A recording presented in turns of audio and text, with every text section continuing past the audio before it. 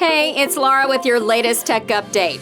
A new phishing scam is using blank image attachments and a trusted brand name to trick victims into downloading malware.